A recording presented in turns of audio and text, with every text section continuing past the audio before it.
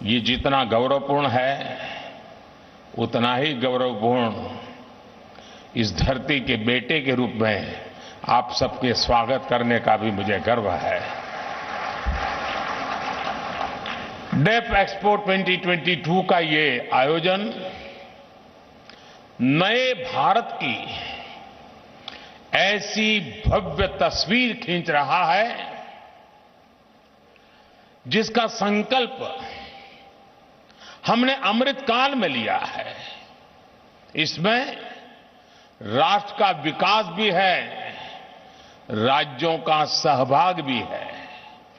इसमें युवा की शक्ति भी है, युवा सपने भी हैं, युवा संकल्प भी है, युवा साहस भी है, युवा सामर्थ्य भी है। ये सिर्फ 10 जर्सी गायों के साथ हर साल 18 लाख कमा रहे हैं। आपको भी ये सीखना है तो फ्रीडम ऐप को अभी डाउनलोड कीजिए।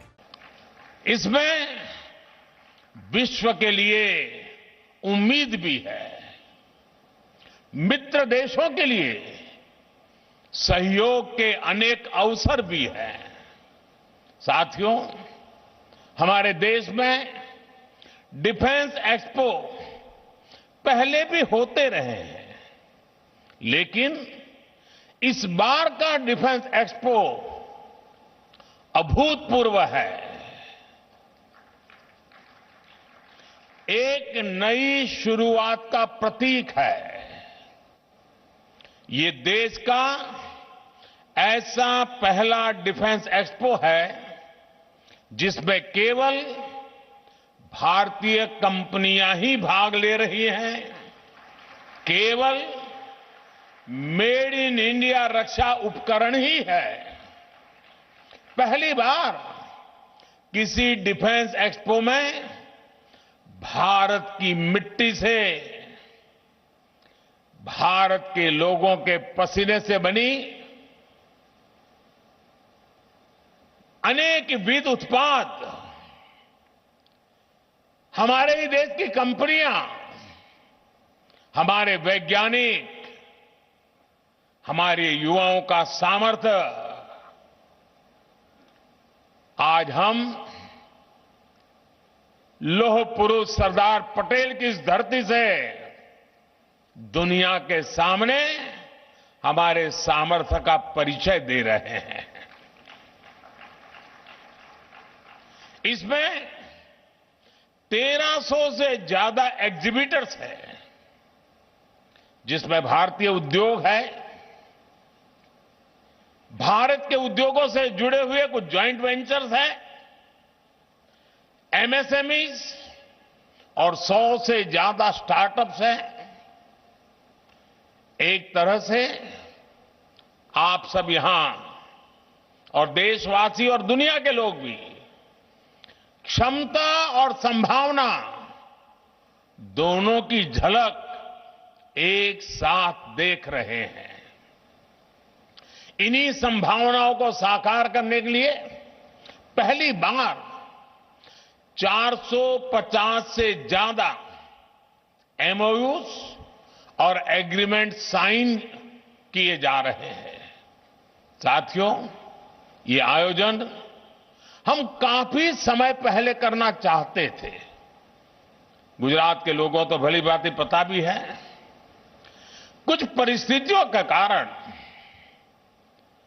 हमें समय बदलना पड़ा, उसके कारण थोड़ा विलंब भी हुआ। जो विदेशों से मेहमान आने थे उनको असुविधा भी हुई, लेकिन देश के अब तक के सबसे बड़े डिफेंस एक्सपो ने एक नए भविष्य का सशक्त आरंभ कर दिया है। इसके अब तक के सबसे बड़े डिफेंस एक्सपो ने एक नए भविष्य का सशक्त आरंभ कर दिया है। मैं जानता हूं कि इससे कुछ देशों को असुविधा भी हुई, लेकिन बड़ी संख्या में विभिन्न देश सकारात्मक सोच के साथ हमारे साथ आए हैं। साथियों, मुझे खुशी है कि भारत जब भविष्य के इन अवसरों का आकार दे रहा है तो भारत के 53 अफ्रीकन मित्र देश कंधे से कंधा मिलाकर हमारे साथ खड़े हैं।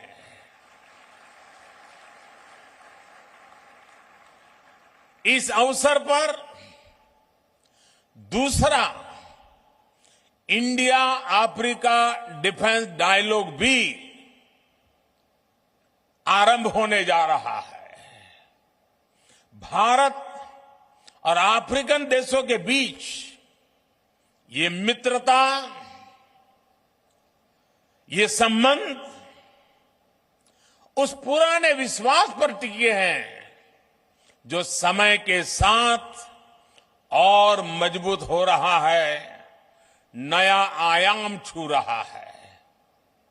मैं अफ्रीका से आए अपने साथियों को बताना चाहता हूं कि आज आप गुजरात की जिस धरती पर आए हैं उसका अफ्रीका के साथ बहुत पुराना और आत्मीय संबंध रहा है।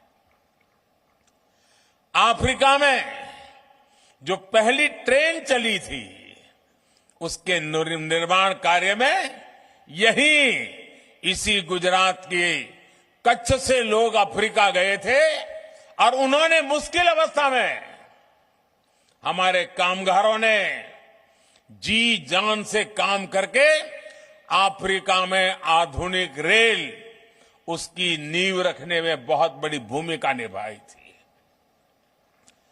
इतना ही नहीं, आज अफ्रीका में जाएंगे तो दुकान शब्द कॉमन है। ये दुकान शब्द गुजराती है। रोटी, भाजी, ये अफ्रीका के जनजीवन में जुड़ गए शब्द हैं।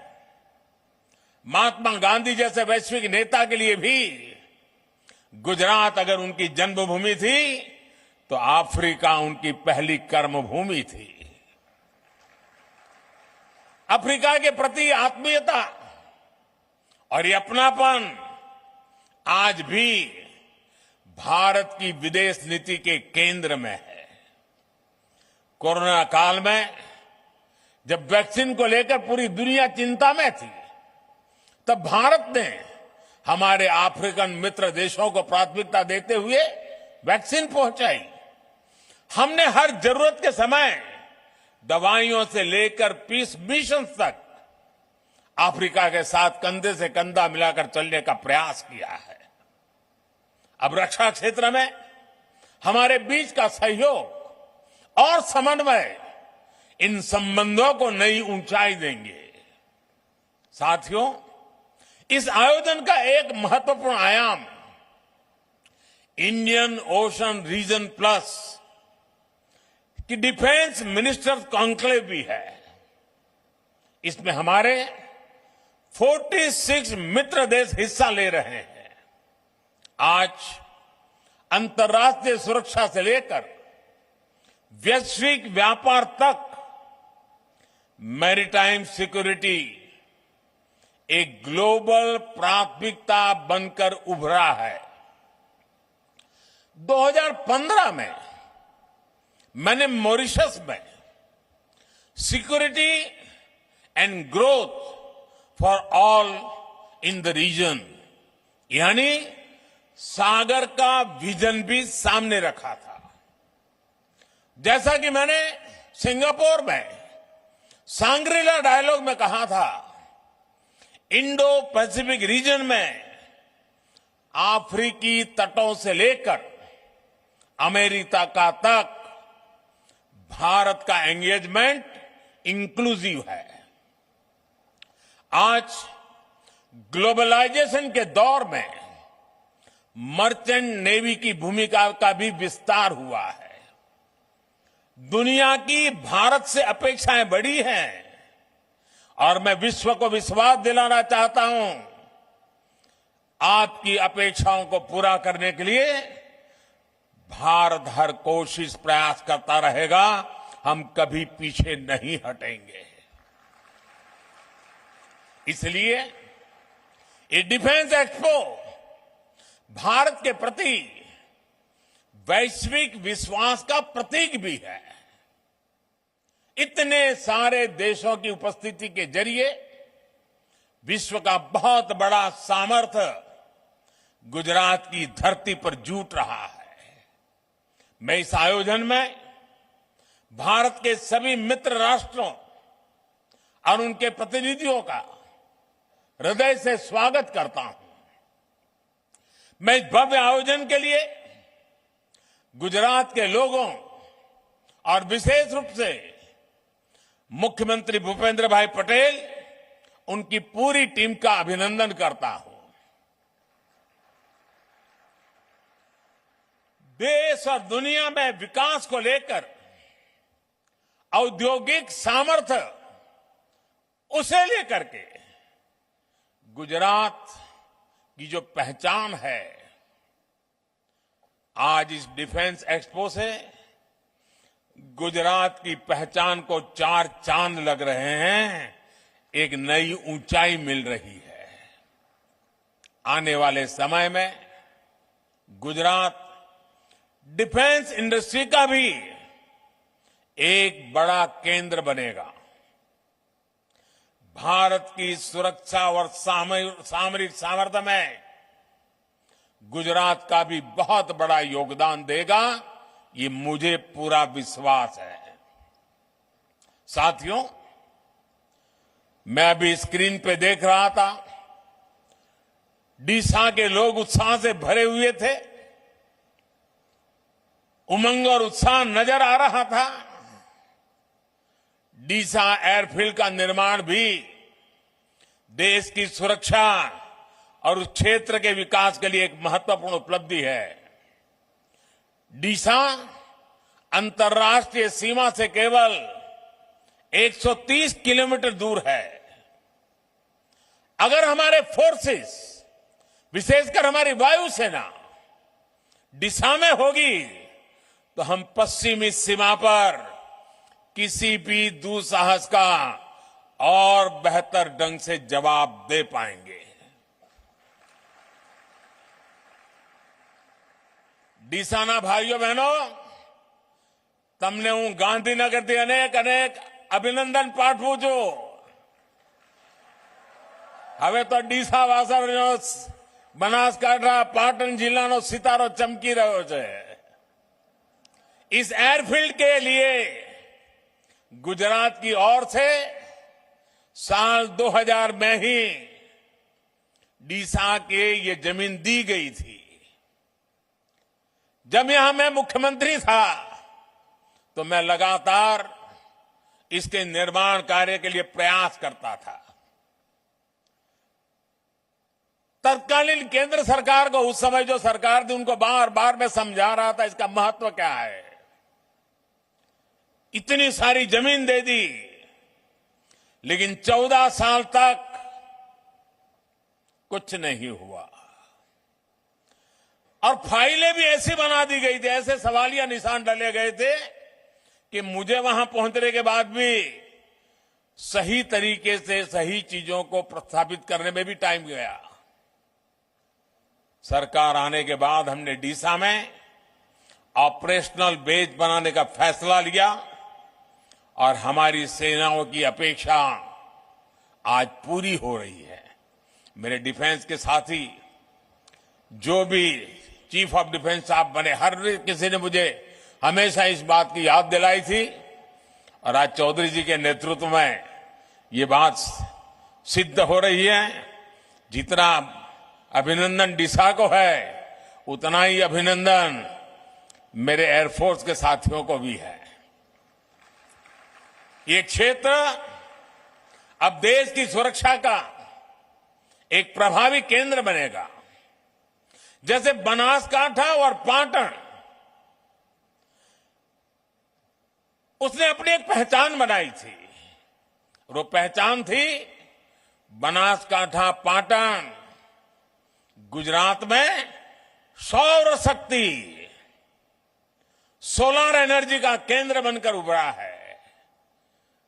वही बनासकांठा और पाटन अब देश के लिए वायु शक्ति का भी केंद्र बनेगा। साथियों, किसी भी सशक्त राष्ट्र के लिए भविष्य में सुरक्षा के मायने क्या होंगे, स्पेस टेक्नोलॉजी इसका एक बहुत बड़ा उदाहरण है। मुझे बताया गया है कि तीनों सेनाओं द्वारा इस क्षेत्र में विभिन्न चुनौतियों की समीक्षा की गई है, पहचान की गई है। हमें इनके समाधान के लिए तेजी से काम करना होगा। मिशन डिफेंस स्पेस देश के प्राइवेट सेक्टर को भी अपने सामर्थ्य दिखाने का अवसर देगा। स्पेस में भविष्य की संभावनाओं को देखते हुए भारत को अपनी इस तैयारी को और बढ़ाना होगा।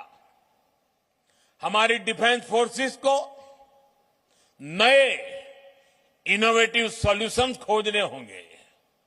स्पेस में भारत की शक्ति सीमित न रहे और इसका लाभ भी केवल भारत के लोगों तक ही सीमित न हो, ये हमारा मिशन भी है, हमारा विजन भी है।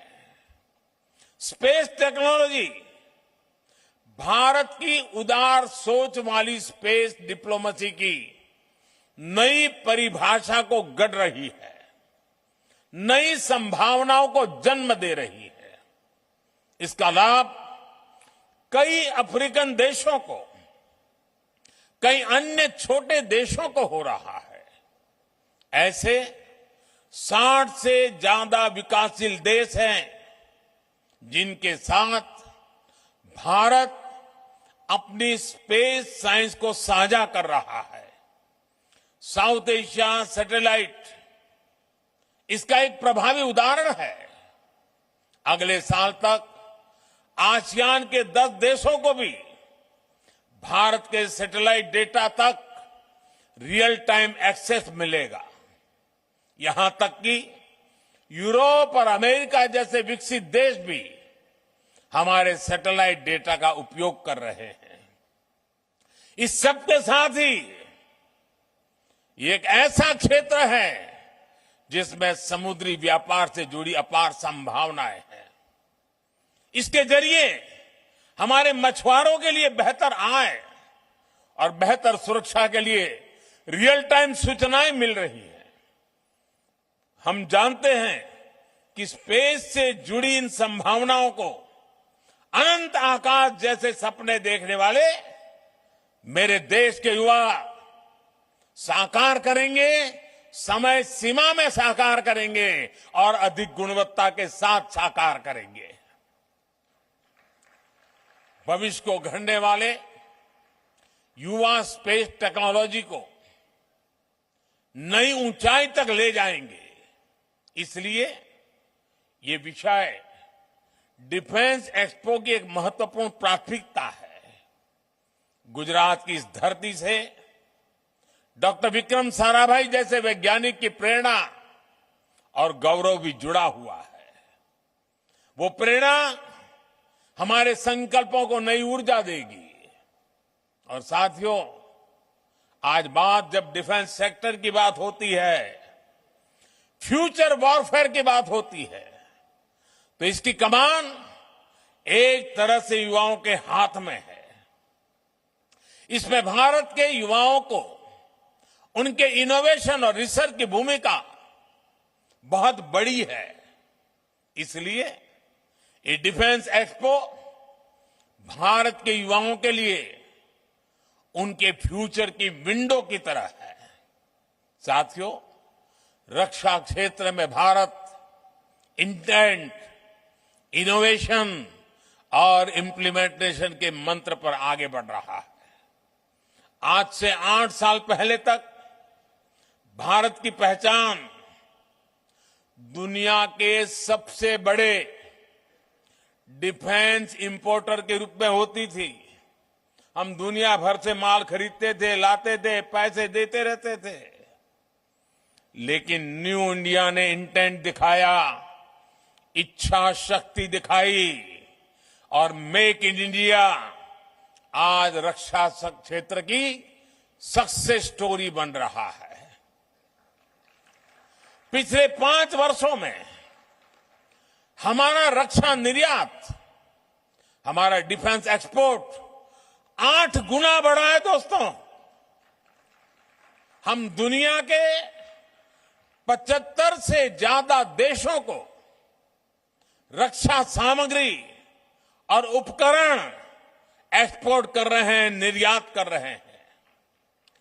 2021-22 में भारत का डिफेंस एक्सपोर्ट $1.59 बिलियन यानी करीब 13,000 करोड़ रुपए हो चुका है और आने वाले समय में हमने इसे $5 बिलियन यानी 40,000 करोड़ रुपए तक पहुंचाने का लक्ष्य रखा है। ये निर्यात एक्सपोर्ट केवल कुछ उपकरणों तक सीमित नहीं है, केवल कुछ देशों तक सीमित नहीं है। भारतीय रक्षा कंपनियां आज ग्लोबल सप्लाई चेन का महत्वपूर्ण हिस्सा बन रही है। हम ग्लोबल स्टैंडर्ड के स्टेट ऑफ आर्ट उपकरणों की सप्लाई कर रहे हैं। आज एक और कई देश भारत के तेजस जैसे आधुनिक फाइटर जेट में दिलचस्पी दिखा रहे हैं, तो वहीं हमारी कंपनियां अमेरिका, इजरायल और इटली जैसे देशों को भी रक्षा उपकरणों के पार्ट सप्लाई कर रही है। ये सिर्फ 10 जर्सी गायों के साथ हर साल 18 लाख कमा रहे हैं। आपको भी ये सीखना है तो फ्रीडम ऐप को अभी डाउनलोड कीजिए।